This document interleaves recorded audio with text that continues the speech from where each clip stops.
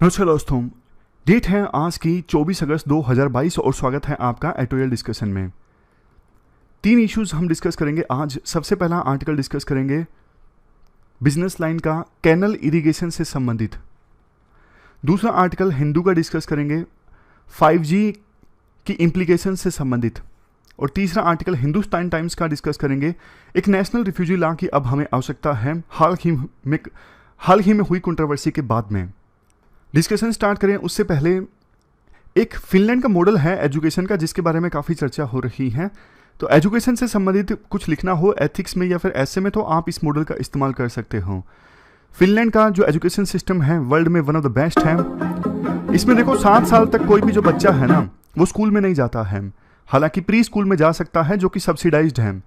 जैसे हमारे देश में प्री स्कूल्स होते हैं ना जहाँ पे बच्चे जाते हैं, प्राइवेट प्री स्कूल्स, वो सब्सिडाइज्ड है। वहाँ पे तो कोई पेरेंट्स चाहें तो अपने बच्चे को प्री स्कूल में भेज सकते हैं, लेकिन वो फन की सहायता से वहाँ पे सीखते हैं। जैसे कल ही हमने आंगनबाड़ी का आर्टिकल डिस्कस किया था। पेरेंट्स चाहते हैं हमारा छोटा बच्चा भी गिनती वगैरह याद करे, इंग्लिश सीखना स्टार्ट करें। लेकिन एजुकेशन फिनलैंड में टोटली फ्री है, इक्वल एक्सेस है सबको एजुकेशन में। और हाई स्कूल के बाद एक स्टैंडर्डाइज टेस्ट होता है। अदरवाइज टीचर चाहे तो अपना खुद का ग्रेडिंग सिस्टम जो है उसको फॉलो कर सकता है। इसके बाद में ना बच्चों के पास ऑप्शन है हाई स्कूल के बाद में, यानी 12वीं के बाद में वो स्कूल छोड़ना चाहते हैं या नहीं छोड़ना चाहते। 90% बच्चे कंटिन्यू करते हैं, यूनिवर्सिटी में जाते हैं, यूनिवर्सिटी एजुकेशन टोटली फ्री है। और 10% बच्चे ऑप्ट करते हैं वोकेशनल एजुकेशन को। जल्दी जॉब चाहने वाले जो बच्चे हैं ना वो वोकेशनल एजुकेशन को ऑप्ट करते हैं। टीचर्स की रिस्पेक्ट बहुत ज़्यादा है फिनलैंड में। वो पर्सन्स जिन्होंने मास्टर डिग्री हासिल की है सिर्फ वही टीचर बनने के लिए एलिजिबल हैं और नहीं। यूएसए और दूसरे देशों के मुकाबले में होमवर्क जो मिलता है बच्चों को काफ़ी मिलता है। एक वीक में एवरेज तौर पर फिनलैंड का जो बच्चा है 2.5 घंटे के आसपास होमवर्क में बिताता है, जबकि यूएसए का बच्चा एवरेज के तौर पर 6.5 घंटे होमवर्क में बिताता है। हमारे देश में भी देखो बच्चे होमवर्क पर बहुत ज़्यादा बिताते हैं। लर्निंग आउटकम वहाँ पर बहुत अच्छी है, इंडिया में तो लर्निंग आउटकम में भी दिखते हैं। तो ये फिनलैंड की कुछ एजुकेशन मॉडल की अच्छी बातें हैं जो आप लिख सकते हो अपने आंसर में। तो अब चलिए डिस्कशन स्टार्ट करते हैं। First important article canal irrigation से संबंधित है। आप जीएस पेपर 3 के इस टॉपिक से आर्टिकल को रिलेट कर सकते हो। क्या कंटेस्ट है? देखो ब्रिटिशर्स हमारे देश में नहीं आए थे, उससे पहले भी हमारे देश में कैनल इरिगेशन होती थी। उससे पहले भी हमारे देश में कई सारी रिवर्स पर डैम बनाए गए थे, लेकिन ब्रिटिशर्स ने कुछ डैम्स बनवाए। बट आज़ादी के बाद तो सेंट्रल गवर्नमेंट और विभिन्न स्टेट गवर्नमेंट्स ने रेगुलरली ज़्यादा से ज़्यादा कैनल्स बनवानी स्टार्ट की और डैम्स बनवाने स्टार्ट किए। आप ये जानते हो कि आज़ादी के बाद हमारे देश में फूड ग्रेन्स की कमी थी। यूएसए से हम फूड ग्रेन्स इंपोर्ट कर रहे थे और यूएसए ने हमें काफ़ी ह्यूमिलिएट भी किया था PL 480 प्रोग्राम में। यूएसए चाहता था कि वियतनाम के मुद्दे पर इंडिया अपना स्टैंड चेंज करे, यूएसए का साथ दे, but India autonomous foreign policy चाहता था। तो ना बाद में इंडिया को यह एहसास हुआ कि फूड ग्रेन्स के लिए कम से कम हम किसी दूसरे देश पर डिपेंड नहीं करने चाहिए। तो सरकार ने विभिन्न प्रयास स्टार्ट किए फूड ग्रेन्स की प्रोडक्शन को इंक्रीज करने के लिए, और इसी के मद्देनजर ग्रीन रेवोल्यूशन आई। अब देखो उसमें ना एक चीज़ ये भी थी, कैनल इरिगेशन को बूस्ट, सरकार ने ना कैनल इरिगेशन को उसमें बहुत बूस्ट किया। कैनल इरिगेशन मतलब नहरों से जो सिंचाई होती है, नहर बनाई जाती है और उससे आसपास के एरियाज में जो खेत हैं, खेतों को पानी मिलता है, सिंचाई होती है, प्रोडक्शन इंक्रीज होती है। तो बहुत सारी कैनल्स बनाई गई आज़ादी के बाद। सरकार ने काफ़ी इन्वेस्टमेंट भी की। जो फर्स्ट 5 ईयर प्लान था ना 1951 से लेकर 56 के बीच में, इसमें सरकार की टोटल इन्वेस्टमेंट थी 1960 करोड़। टोटल ये जो इतना अमाउंट खर्च किया गया था ना उसमें से 85% तो सिर्फ और सिर्फ major and medium irrigation projects के लिए था। इसके बाद सेकेंड 5 ईयर प्लान से लेके 11th 5 ईयर प्लान के बीच में बहुत सारे डैम्स को सरकार के द्वारा कंस्ट्रक्ट करवाया गया, इस मकसद के साथ जो इरिगेशन एरिया है वो एक्सपेंड किया जा सके। जैसे एग्जांपल दिया जाता है, याद रखने की आवश्यकता नहीं है आपको। 11th 5 ईयर प्लान में टोटल इन्वेस्टमेंट की गई थी 3,50,892 करोड़। किस पर? Medium and major irrigation projects पर। इतनी सारी इन्वेस्टमेंट का देखो रिजल्ट भी निकला। कैसे? आप देखिए 1950 में मेजर एंड मीडियम प्रोजेक्ट्स की संख्या थी सिर्फ और सिर्फ 304, लेकिन 2019 आते आते मेजर एंड मीडियम प्रोजेक्ट्स की संख्या बढ़ के हो गई 5,334। मतलब 1950 से लेके 2019 के बीच में एवरेज अगर निकालें तो हर साल 73 बड़े डैम इस्टेब्लिश किए गए। और इतने सारे जो डैम्स इस्टेब्लिश किए गए ना, इसकी वजह से वाटर स्टोरेज जो कैपेसिटी है वो भी इंक्रीज हो गई।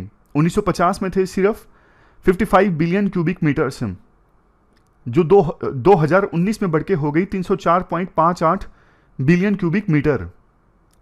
इतना कुछ जानने के बाद अब देखो पिक्चर में ट्विस्ट आता है, एक इंपॉर्टेंट फैक्ट सामने आता है।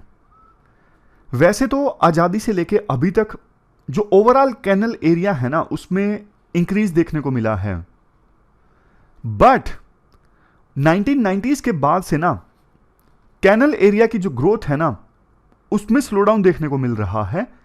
यानी अब कम गति से, कम स्पीड से कैनल एरिया इंक्रीज हो रहा है 1990-91 के बाद से।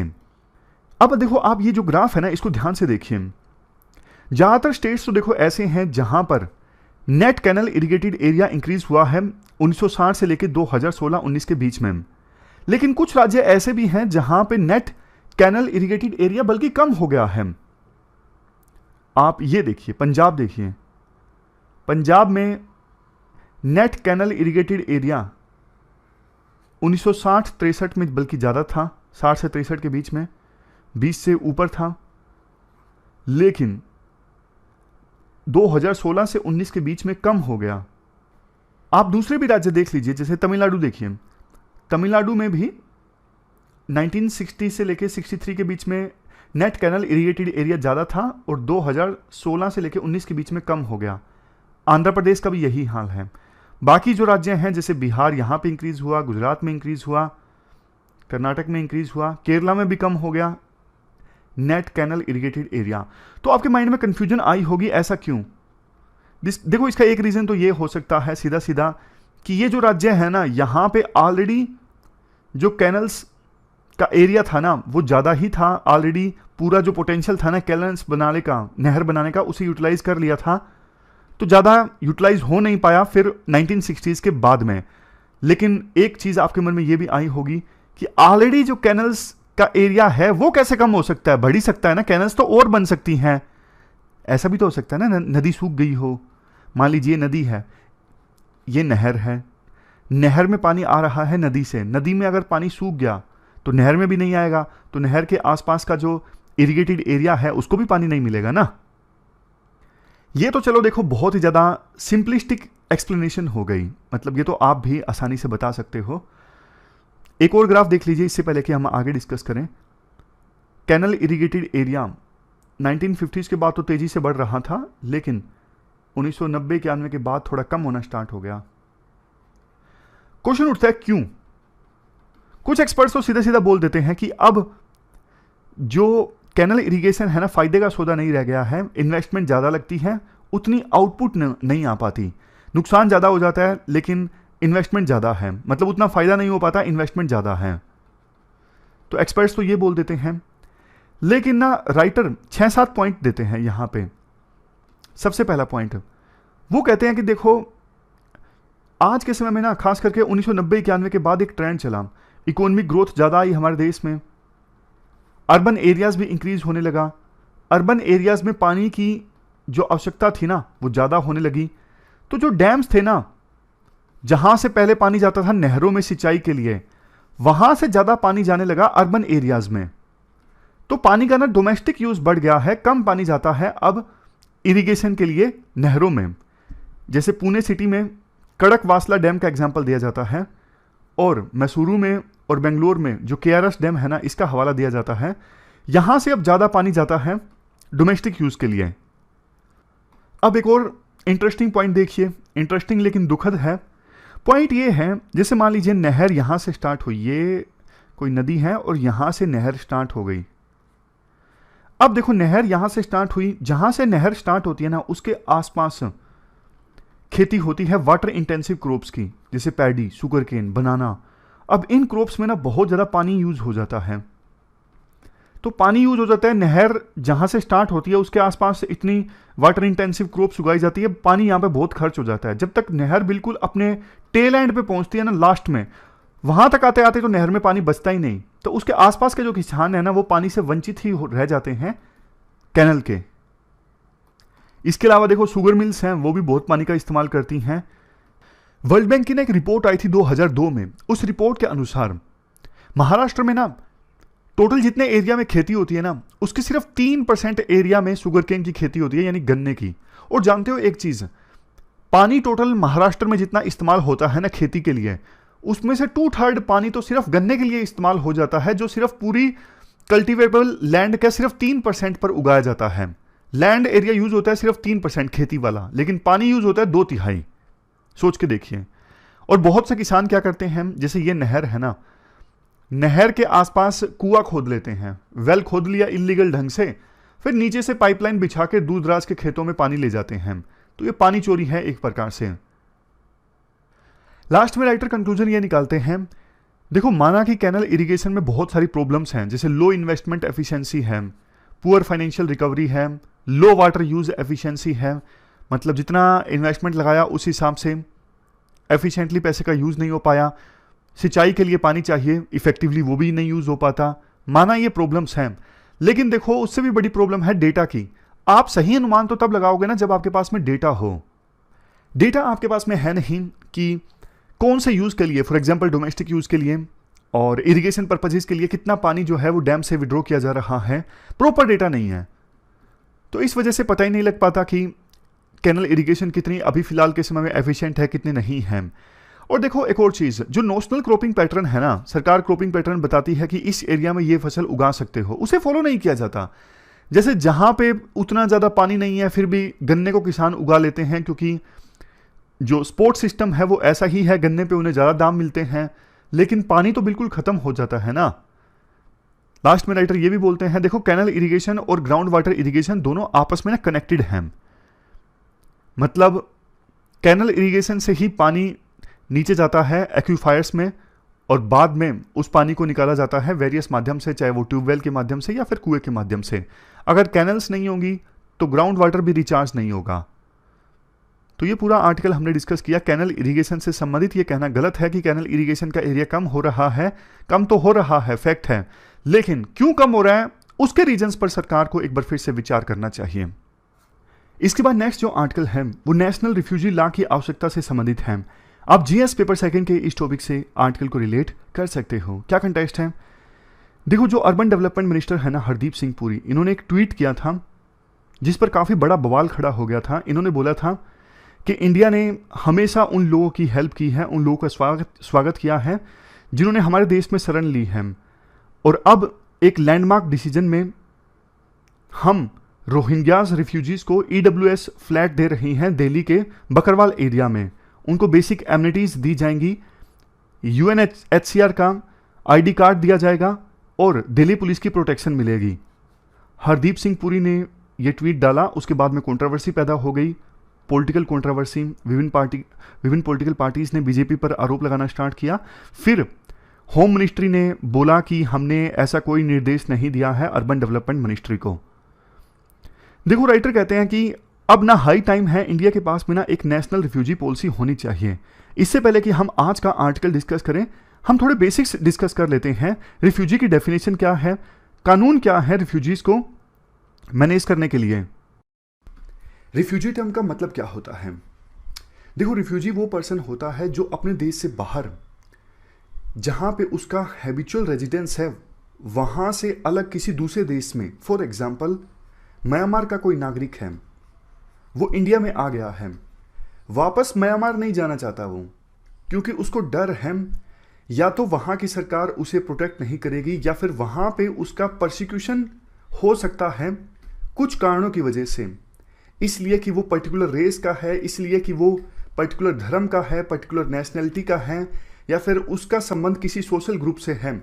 सिर्फ इस वजह से उसका परसिक्यूशन हो सकता है उसके पेरेंट कंट्री में जहां का वो है। परसिक्यूशन मतलब उस पर अत्याचार हो सकता है, जुल्म हो सकता है, तो वो पर्सन रिफ्यूजी है। समझ गए ना, कोई पर्सन म्यांमार का है लेकिन वो इंडिया में आ गया है, वापस म्यांमार नहीं जाना चाहता है और वहां की गवर्नमेंट का प्रोटेक्शन नहीं अवेल करना चाहता है, क्योंकि उसको लगता है म्यांमार की गवर्नमेंट उसे प्रोटेक्ट नहीं करेगी और म्यांमार वापस जाने पर उस पर अत्याचार हो सकता है, सिर्फ इसलिए कि वो किसी रेस, किसी धर्म, किसी सोशल ग्रुप से संबंध रखता है, तो वो पर्सन है रिफ्यूजी। इसके बाद देखो एक प्रिंसिपल के बारे में हम जानते हैं जिसका नाम है प्रिंसिपल ऑफ रिफोल्वमेंट। इस प्रिंसिपल में क्या होता है, मान लीजिए इंडिया में रिफ्यूजीज आए हैं, तो इंडिया उन रिफ्यूजीज को वापस उनके देश नहीं भेजेगा अगर वहां पे उनके परसिक्यूशन का डर है। फॉर एग्जाम्पल, अगर देखो रोहिंग्याज भाग कर इंडिया में आए हैं और रोहिंग्याज वापस म्यांमार में जाना नहीं चाहते क्योंकि उनको डर लगता है वहां पे अब मिलिट्री कू हो चुका है और अगर वो वापस जाते हैं तो उन पे अत्याचार हो सकता है, तो इस प्रिंसिपल का पालन करते हुए इंडिया उनको वापस नहीं भेज सकता। अगर इंडिया उनको वापस भेजता है म्यांमार में जहां उनके प्रोसिक्यूशन का डर है, तो मतलब ये प्रिंसिपल ऑफ रिफोल्वमेंट का उल्लंघन है। तो ये हमने बात की प्रिंसिपल ऑफ रिफोल्वमेंट की। कुछ और बातें डिस्कस कर लेते हैं। रिफ्यूजीज को प्रोटेक्ट करने के लिए 1951 में एक कन्वेंशन आई थी, यूएन रिफ्यूजी कन्वेंशन। देखो जब 1951 में ये कन्वेंशन आई थी तो ये कन्वेंशन सिर्फ 1951 से पहले की घटनाओं के लिए थी और वो भी सिर्फ यूरोपियंस के लिए। मतलब 1951 से पहले कुछ वायलेंस हुआ है किसी देश में, कुछ गलत घटित हुआ है और यूरोपियन लोग उससे पीड़ित हुए हैं, वो किसी दूसरे देश में जाते हैं तो फिर वापस उनको उनके होम कंट्री में नहीं भेजा जाएगा जहां पे उनके प्रोसिक्यूशन का डर है। तो ध्यान दीजिएगा 1951 में शुरुआत में जब ये कन्वेंशन आई थी तो ये सिर्फ 1951 से पहले की घटनाओं के लिए थी और सिर्फ यूरोपियंस के लिए थी। लेकिन 1967 में एक प्रोटोकॉल आता है इस कन्वेंशन से संबंधित और 1967 के प्रोटोकॉल ने रिस्ट्रिक्शंस हटा दी। पहले ये कन्वेंशन सिर्फ यूरोपियंस के लिए थी, अब सबके लिए हो गई। दूसरा, पहले सिर्फ ये 1951 से पहले की घटनाओं के लिए थी, लेकिन ये जो टाइम वाली कंडीशन थी ये भी हटा दी गई 1967 के प्रोटोकॉल में।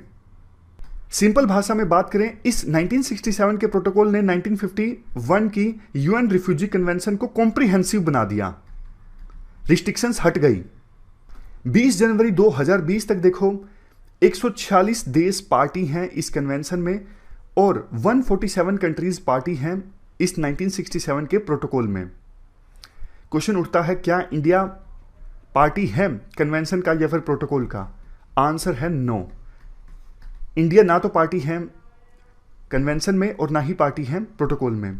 बट देखो एक चीज जरूर है, इंडिया हमेशा से रिफ्यूजीज को प्रोटेक्ट करता आया है। आप इतिहास उठा के देख लीजिए, चाइना में जब तिब्बतियंस का प्रोसिक्यूशन हुआ था तो बहुत सारे लोग दलाई लामा की लीडरशिप में भारत में आए और भारत में उनको शरण मिली।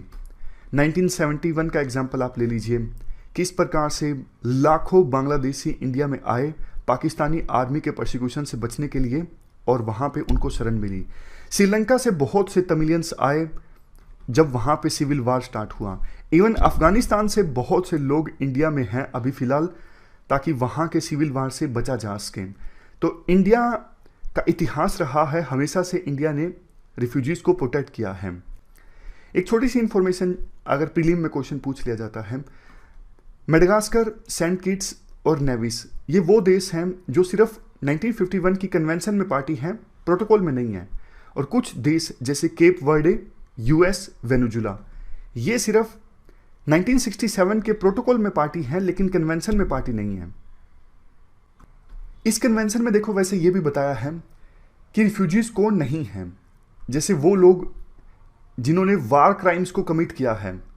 ऐसा नहीं कि युद्ध चल रहा था, आपने वार क्राइम्स को कमिट किया और बाद में आप दूसरे देश में चले गए डर के मारे और बोलो कि वहाँ पे जाऊँगा तो वापस परसिक्यूशन मेरा हो सकता है। भैया आपने क्राइम किया है, भाग के आप दूसरे देश में आए हो तो आप रिफ्यूजी नहीं हो, आप वार क्रिमिनल हो।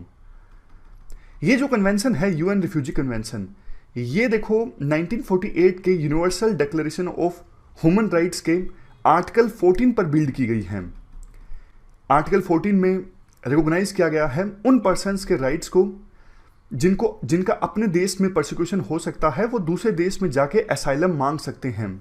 तो ये तो हमने बात की बेसिक स्कीम। अब इससे पहले कि हम आगे डिस्कस करना स्टार्ट करें, एक क्वेश्चन मैं आपसे पूछना चाहता हूं। रिफ्यूजी, असाइलम सीकर और माइग्रेंट तीनों के बीच में क्या डिफरेंस है? देखो रिफ्यूजी के बारे में तो डिटेल में हमने डिस्कस कर लिया। असाइलम सीकर कौन है ये बताइए।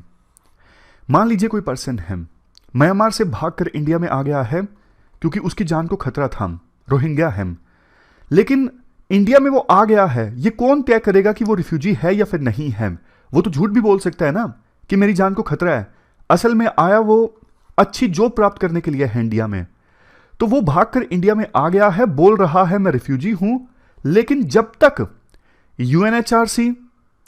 यूएनएचसीआर यानी UN high commission for refugees या फिर गवर्नमेंट उस पर्सन के क्लेम को वेरीफाई नहीं कर लेती हैं कि वास्तव में वो रिफ्यूजी है या फिर नहीं है, मतलब वास्तव में म्यांमार से वो इसलिए भाग के आया है कि उसकी जान को वहां पे खतरा है या फिर वो वैसे ही भागकर इंडिया में आ गया है, तो जब तक उसके क्लेम को वेरीफाई नहीं किया जाता है ना कि वास्तव में वो रिफ्यूजी है या फिर नहीं है, तब तक है वो असाइलम सीकर। अभी उसने शरण मांगी है, आ गया है भागकर इंडिया में, लेकिन अभी गवर्नमेंट या फिर यूएनएचसीआर रिफ्यूजी स्टेटस डिटरमाइन करेगी कि वास्तव में वो रिफ्यूजी है, वास्तव में वो अपनी जान बचाकर आया है या फिर वैसे ही आ गया है। समझ गए? असाइलम सीकर मतलब रिफ्यूजी स्टेटस जब तक एक्नॉलेज नहीं किया गया है, उससे पहले का जो स्टेटस है वो है असाइलम सीकर। उसके बाद माइग्रेंट कौन है? माइग्रेंट जैसे देखो, बांग्लादेश से कोई पर्सन भागकर इंडिया में आ गया है, उसकी जान को वहां पे कोई खतरा नहीं है, लेकिन उसे लगा कि इंडिया में जाके जॉब करूंगा तो ज्यादा पैसा मिलेगा, तो इस प्रकार से कोई इंडिया में आएगा, फिर वो रिफ्यूजी नहीं है, क्योंकि वो तो जॉब के चक्कर में या फिर बेहतर लिविंग स्टैंडर्ड्स को एंजॉय करने के लिए इंडिया में आया है, तो वो माइग्रेंट है, वो रिफ्यूजी नहीं है। हम ना दोनों तरफ के आर्ग्यूमेंट्स डिस्कस करते हैं। पहले आर्ग्यूमेंट डिस्कस करते हैं क्यों हमारे देश में रिफ्यूजीज और असाइलम सीकर्स के लिए एक कानून बनाने की आवश्यकता है। पहला आर्ग्यूमेंट तो देखो यही हो जाता है कि कानून नहीं है ना, तो फिर कोई भी पर्सन हमारे देश में असाइलम मांगता है ना, तो ये हमारे जो पॉलिटिशियंस हैं, ब्यूरोक्रेट्स हैं, उनकी विम्स एंड फैंसीज पे डिपेंड हो जाता है कि उसे असाइलम दिया जाएगा या फिर नहीं दिया जाएगा। ब्यूरोक्रेट्स की मर्जी है, पॉलिटिशियंस की मर्जी है, जो करंट रूलिंग गवर्नमेंट है, किसको असाइलम दे या फिर ना दे। लेकिन अगर कानून बन गया तो देखो, जैसा शुरुआत में भी मैंने आपको बताया, एक निश्चित टाइम फ्रेम के अंदर और एक पर्टिकुलर क्राइटेरिया को एनालाइज करके असाइलम सीकर्स को असाइलम देना पड़ेगा सरकार को। डिस्क्रिशन बहुत कम हो जाएगा। नेक्स्ट आर्ग्यूमेंट ये है कानून बनाने के पीछे, हमारा देखो पास्ट रिकॉर्ड बहुत अच्छा रहा है, हमने अलग अलग कम्युनिटीज़ के लोगों को असाइलम दिया है हमारे देश में, चाहे वो जूइश लोग हों, रोमन्स हों, श्रीलंकन तमिल्स हों, नेपाली हों, अफगान हों, रोहिंग्या हों, तिब्बतियंस हों, बांग्लादेशी हों, इन सबको हमने पास्ट में असाइलम दिया है। तो फिर अब हम हमारे कदम क्यों पीछे खींच रहे हैं? अगर असाइलम से संबंधित कानून अगर बनता है तो ना सिर्फ उनको असाइलम मिलेगा, बल्कि कानून में यह भी मेंशन किया जाएगा कि रिफ्यूजीज को हमारे देश में कौन कौन सी बेसिक सर्विसेज मिलेंगी, मतलब रिफ्यूजीज कौन सी बेसिक पब्लिक सर्विसेज को एक्सेस कर सकते हैं, उन्हें जॉब्स और लाइवलीहुड अपॉर्चुनिटीज मिलेगी। तो ये प्रोविजंस भी उस कॉम्प्रिहेंसिव असाइलम और रिफ्यूजी से संबंधित कानून में किए जा सकते हैं। वैसे देखो, अभी हमारे देश में काफ़ी सारे कानून हैं तो सही रिफ्यूजीज और असाइलम सीकर से डील करने के लिए, जैसे foreigner act 1946, registration of foreigner act 1939, passport act 1967, extradition act 1962, citizenship act 1955, और उसके बाद इसको अमेंड भी किया गया 2019 में, जो सिटीजनशिप अमेंडमेंट एक्ट, जिस पे बहुत बड़ी कंट्रोवर्सी पैदा हुई, फॉरेनर ऑर्डर 1948। ये सब ना सभी फॉरेन इंडिविजुअल्स को एलियन कहते हैं, बट एज सच रिफ्यूजीज और असाइलम्स के लिए कोई कॉम्प्रिहेंसिव और यूनिफॉर्म कानून नहीं है। इसके बाद नेक्स्ट आर्ग्यूमेंट यह दिया जा सकता है कि इंडिया को एक नेशनल असाइलम लॉ बनाने की आवश्यकता है, जो शशि थरूर कहते हैं मैं कई सालों से डिमांड कर रहा हूं। हमारे देश में अभी 2 लाख रिफ्यूजीज हैं, लेकिन उनकी मैनेजमेंट ठीक से नहीं हो रही है। अगर इंडिया एक अच्छा असाइलम लॉ बनाता है तो वर्ल्ड में इंडिया अपने आप को एक अच्छा डेमोक्रेटिक लीडर के तौर पे साबित करेगा। इंडिया जो अपनी कमिटमेंट है ह्यूमैनिटेरियन और डेमोक्रेटिक वैल्यूज़ के प्रति, उसको साबित कर सकेगा एक अच्छा सा नेशनल असाइलम लॉ बनाकर। राइटर ये भी बोलते हैं, देखो इंटरनेशनल कन्वेंशन के अनुसार अगर हम कानून बनाएंगे ना, तो हमें ऐसी कोई चीज़ को फुलफिल नहीं करना है जो हम वॉलंटरी नहीं कर रहे हैं। वैसे भी पास्ट रिकॉर्ड अगर हमारा देखें तो हमने बहुत सारी चीज़ें वॉलंटरी की हैं इंटरनेशनल कन्वेंशंस के हिसाब से। अगर उसे कानून की शक्ल दे देंगे तो फिर क्या जा रहा है। इवन हमारी जुडिशरी ने भी 1996 में एक वर्डिक्ट दिया था वर्डिक्ट ये था, सारे ह्यूमन बींग्स जो अभी इंडिया में रह रहे हैं, चाहे उनकी कोई भी नेशनलिटी हो, उनको प्रोटेक्ट करना स्टेट की जिम्मेदारी है, क्योंकि संविधान के आर्टिकल 14, 20, 21 के अंतर्गत उनको भी फंडामेंटल राइट्स मिले हुए हैं। ये जो फंडामेंटल राइट्स है ना, ये सिर्फ इंडियन सिटीजन्स के लिए नहीं है, वो सभी लोग जो इंडिया में रह रहे हैं उनके लिए हैं। ये केस क्या था? केस ये था, चकमा रिफ्यूजीज जो अरुणाचल प्रदेश में एंटर कर गए थे 1995 में, उनको फोर्सफुली एविक्ट किया जा रहा था। मामला पहुंचा था सुप्रीम कोर्ट में। तो सुप्रीम कोर्ट ने कहा था, जब तक इन चकमा रिफ्यूजीज की असाइलम संबंधित एप्लीकेशन का फैसला नहीं हो जाता है, तब तक स्टेट इनको फोर्स की सहायता से एविक्ट नहीं कर सकता। अभी देखो, अलग अलग जो असाइलम या फिर रिफ्यूजीज के मामले हैं ना, सुप्रीम कोर्ट में जाते हैं, अलग अलग जज की विचारधारा अलग अलग होती है, वो अलग अलग फैसला देते हैं। लेकिन अगर एक कानून होगा ना रिफ्यूजीज और असाइलम सीकर से संबंधित, तो जज भी इस प्रकार से अलग अलग स्टैंड नहीं ले सकेंगे, उनको कानून के हिसाब से स्टैंड लेना पड़ेगा। लास्ट आर्ग्यूमेंट ये है, देखो जो रिफ्यूजीज की प्रॉब्लम है ना वर्ल्ड वाइड, इस प्रॉब्लम को सॉल्व करने के लिए ग्लोबल सॉलिडेरिटी और इंटरनेशनल कोऑपरेशन चाहिए। तो इंडिया लीड ले सकता है इस मामले में, असाइलम से संबंधित कानून बनाकर। ऐसा अगर इंडिया करता है तो डेमोक्रेसी के जो हाईएस्ट स्टैंडर्ड्स हैं इंडिया के, उन्हें इंडिया प्रूव कर सकेगा। अब देखो, खिलाफ में आर्गुमेंट्स डिस्कस करते हैं। ये सारे जो आर्गुमेंट्स हैं हमने पक्ष में डिस्कस किए। पहली बात, अगर देखो इंडिया कानून बना देता है तो इंडिया के पास डिसाइड करने की जो विंडो है ना, अपने नेशनल इंटरेस्ट में, कई बार देखो किसी रिफ्यूजी को असाइलम देना पड़ता है, किसी को नहीं देना पड़ता है। मान लीजिए किसी को दे दिया तो वो देश हमसे नाराज हो जाए, बहुत ज़्यादा टेंशन्स हो जाएं दोनों देशों के रिश्तों में, तो बहुत सारी चीज़ें देखनी पड़ती हैं असाइलम देने से पहले। अगर कानून बन गया तो फिर सरकार के हाथ बंद जाएंगे, सरकार फिर नेशनल इंटरेस्ट में फैसला नहीं ले सकेगी। नेक्स्ट, अगर देखो ज़्यादा रिफ्यूजीज इंडिया में आते हैं तो आइडेंटिटी क्राइसिस पैदा हो सकते हैं। जैसे असम में कुछ लोगों की शिकायत है, बांग्लादेशी रिफ्यूजीज की वजह से लोकल जो कल्चर है वो खतरे में है। नेक्स्ट, एक बार रिफ्यूजीज इंडिया में आ गए तो बाद में उन्हें आइडेंटिफाई करना, वापस उनके देश में डिपोर्ट करना बहुत ज़्यादा मुश्किल है। इंडिया देखो इतना बड़ा है, Haryana, Kerala, Telangana, UTs like Jammu and Kashmir, Delhi, कहाँ कहाँ पर जैसे अगर रिफ्यूजीज जो हैं वो सेटल डाउन हो गए हैं तो वापस उनको कैसे भेजेगी सरकार। नेक्स्ट, जॉब्स देखो वैसे ही हमारे देश में कम हैं, रोजगार के अवसर इतने हैं नहीं, अनएम्प्लॉयमेंट रेट काफ़ी ज़्यादा है, तो ऐसी सिचुएशन में ज़्यादा रिफ्यूजीज आएंगे तो ज़्यादा economic burden. Next, illegal voting का भी खतरा रहता है अगर ज़्यादा रिफ्यूजीज इंडिया में आएंगे। और सबसे लास्ट में इंपॉर्टेंट, टेररिज्म। अब देखो रिफ्यूजीज कुछ इंडिया में आते हैं, पता नहीं लगता ना कौन गलत इरादे से आया है, तो वो रिफ्यूजी की आड़ में यहाँ पे आके नेशनल इंटरेस्ट के खिलाफ जाके काम कर सकता है, तो ये भी खतरा रहता है। इसके बाद देखो कुछ नए पॉइंट्स हैं, वो भी आप जान लीजिए। रिफ्यूजीज ना हमारे देश में काफ़ी तरह के चैलेंजेस फेस करते हैं, जैसे फियर एंड सिक्योरिटी। बाकी लोगों से उन्हें डर लगता है, क्योंकि बहुत से लोग आज भी हमारे देश में ऐसे हैं जो रिफ्यूजीज को इक्वली नहीं मानते। वो बोलते हैं कि इस धरती पर उनका जन्म नहीं हुआ है, बेसिक एमिनिटीज उन्हें नहीं मिल पाती, रोजगार नहीं मिल पाता, रोजगार मिलता भी है तो काफ़ी लो प्रोफाइल मिलता है, lack of well defined framework for their protection, ad hoc policy है तो अवेयरनेस नहीं है उनमें।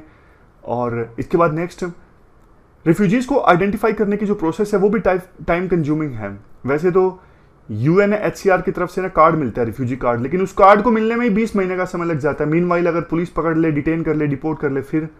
और ना इमिग्रेंट्स और रिफ्यूजीज के बीच में सरकार को ना डिफरेंस क्रिएट करने की आवश्यकता है, जो हमने शुरुआत में डेफिनेशन डिस्कस की थी। वे फॉरवर्ड में equitable and effective registration procedure होना चाहिए रिफ्यूजीज के लिए। बेसिक फैसिलिटीज़ को इम्प्रूव करने की आवश्यकता है, जैसे हेल्थ फैसिलिटीज़, एजुकेशन फैसिलिटीज़। जो स्पेशल नीड्स के रिफ्यूजीज हैं उनके लिए स्पेशल हेल्प, जैसे डिफरेंटली एबल्ड पर्सनस हैं। लोकल रेजिडेंट्स को अवेयर किया जाए कि देखो कोई अपनी मर्जी से रिफ्यूजी बन के नहीं आया है दूसरे देश में, कोई मजबूरी है तभी आया है। जो रिफ्यूजीज में वुमेन एंड चिल्ड्रन हैं उनकी सेफ्टी को इंश्योर करना जरूरी है। ये तो देखो फंडामेंटल ड्यूटी में भी लिखा गया है, हर एक नागरिक की ड्यूटी बनती है कि वो ऐसी कोई चीज़ ना करे जिससे महिला की जो डिग्निटी है ना वो प्रभावित हो। सबसे लास्ट में इमोशनल सपोर्ट, जैसा हमने डिस्कस किया, देखो कोई अपनी परिस्थितियों की वजह से ही रिफ्यूजी बना है जो उसके कंट्रोल में नहीं थी, ह्यूमन राइट्स वायलेशन के डर से वो यहाँ पे भाग के आया है, ऑलरेडी वो सताया हुआ है, तो हमारी ये ड्यूटी बनती है कि हम उसको इमोशनल सपोर्ट प्रोवाइड करें, ना कि उसका परसिक्यूशन करें। तो ये कुछ नए पॉइंट्स थे जो हमने डिस्कस किए। चलते हैं अगले आर्टिकल की तरफ। इसके बाद नेक्स्ट जो आर्टिकल है वो 5G के रोल आउट से संबंधित है। आप जीएस पेपर 3 के इस टॉपिक से आर्टिकल को रिलेट कर सकते हो। क्या कंटेस्ट है? देखो, प्रधानमंत्री मोदी ने हाल ही में अनाउंस किया कि जितना आप एक्सपेक्ट कर रहे हो ना, उससे पहले ही 5G सर्विसेज हमारे देश में आ जाएंगी। उम्मीद ये है 29 सितंबर को जो इंडिया की मोबाइल कांग्रेस आयोजित होगी ना, वहां पर 5G सर्विसेज को लॉन्च किया जा सकता है। 4G से अगर 5G में हम आएंगे ना, तो इसके बहुत सारे फायदे होंगे। 5G सर्विसेज के बहुत फायदे हैं। सबसे पहला तो स्पीड काफ़ी ज़्यादा हो जाएगी, लेटेंसी रेट काफ़ी ज़्यादा कम होती है 5G सर्विसेज में। लेटेंसी रेट का क्या मतलब होता है? देखो, लेटेंसी का मतलब होता है टाइम जो लगता है एक पॉइंट से दूसरे पॉइंट पर डाटा सेंड करने में। मान लीजिए ये पॉइंट है ए और ये पॉइंट है बी, दोनों नेटवर्क में कनेक्टेड पॉइंट्स हैं। तो ए पॉइंट से बी पॉइंट पर हम डेटा सेंड करते हैं तो कितना डिले होता है, उसे कहा जाता है लेटेंसी।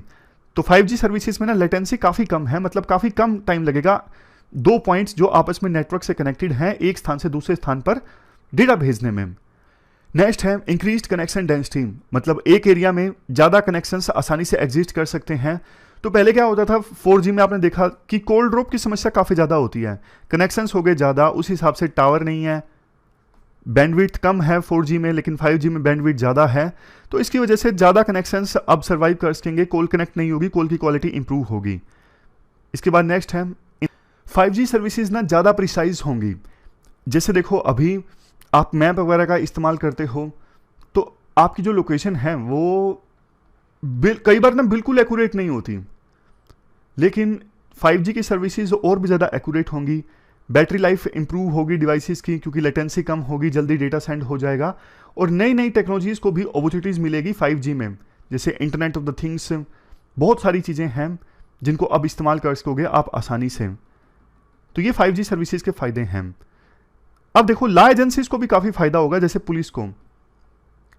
पुलिस को फ़ायदा इसलिए होगा क्योंकि जो पुलिस डिवाइसेस है ना, उनका बेहतर ढंग से इस्तेमाल किया जा सकेगा। जैसे बॉडी कैम है, USA वगैरह में आपने देखा होगा ना, पुलिस वालों के ड्रेस पर बॉडी कैम लगा होता है। फेस रिकॉग्निशन टेक्नोलॉजी है, ऑटोमेटिक नंबर प्लेट रिकॉग्निशन है, चालान करता है ऑटोमेटिक नंबर को रिकॉग्नाइज करके। ड्रोन्स हैं, CCTVs हैं, इनको ज़्यादा बेहतर ढंग से इस्तेमाल किया जा सकेगा। कई बार CCTV कैमरे में इमेज आती है, इतनी साफ नहीं आ पाती, तो पुलिस खोजती रहती है कि इमेज में जो अपराधी है साफ दिख नहीं रहा है, लेकिन अब चीज़ें और भी ज़्यादा सही हो जाएंगी। नेक्स्ट, इवन पुलिस वालों के बीच में सिक्योर कम्युनिकेशन हो सकेगा, और सिविलियंस और इमरजेंसी रिस्पॉन्डर्स के बीच में भी कम्युनिकेशन ठीक से हो सकेगा। पुलिस वाले रिमोटली, मतलब क्राइम का डेटा कहीं और अवेलेबल है, तो वहाँ से भी दूर बैठे पुलिस वाले उस डेटा को एनालाइज कर सकेंगे और क्राइम को रोकने में मदद मिलेगी। ये सारे फायदे होंगे, नॉर्मल सी चीज़ें हैं, इतना मुश्किल आर्टिकल ये है नहीं। लेकिन देखो, राइटर कहते हैं चैलेंजेस भी हैं लॉ एजेंसीज को। जैसे एक तो डेटा बेशक उन्हें मिल जाए टेलीकॉम ऑपरेटर से, लेकिन डिवाइसेस तो पुराने हैं ना, हार्डवेयर तो पुराना है, वो अपडेट करना पड़ेगा। मॉडर्न टूल्स, सॉफ्टवेयर इंफ्रास्ट्रक्चर की आवश्यकता पड़ेगी। और देखो, साइबर सिक्योरिटी संबंधित काफ़ी कंसर्न्स हैं 5G के आने के बाद में। अब विभिन्न एजेंसीज को ना साइबर हाइजीन प्रैक्टिस करनी पड़ेगी। 5G जो है वो एक सॉफ्टवेयर डिफाइंड डिजिटल राउटिंग है, तो साइबर थ्रेट्स का खतरा और भी ज़्यादा बढ़ जाता है। अटैक्स, जैसे देखो बोटनेट अटैक में क्या होता है, ये एक प्रकार से ना ऐसा साइबर अटैक है जिसे इंटरनेट कनेक्टेड डिवाइसेस के द्वारा मिलके कंडक्ट किया जाता है। जैसे कोई एक्टर है, कोई पर्सन है जिसका नाम ए है, वो देखो काफ़ी सारे इंटरनेट कनेक्टेड डिवाइसेस को कंट्रोल कर रहा है और उन सब का इस्तेमाल करके एकदम से अटैक को कैरी आउट करना, तो ये है botnet attack. Man in the middle attack, ये क्या होता है?